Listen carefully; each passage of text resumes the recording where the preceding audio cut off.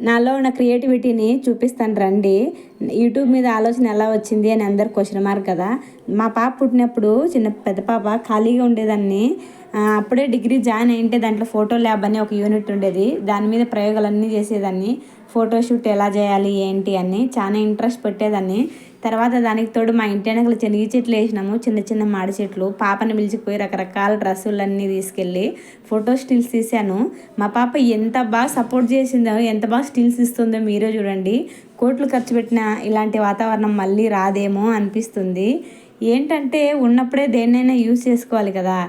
అసలు ఎంత బాగా సపోర్ట్ చేసింది చూడండి. ఎక్స్ప్రెషన్స్ ఏమి ఇస్తుందో నాకు భలే ఆనందం అనిపించింది. ఎవరికైనా యాజ్ పేరెంట్గా పిల్లల్ని ఇలా చూసుకోవడం చాలా ఇంట్రెస్ట్ అనిపిస్తుంది.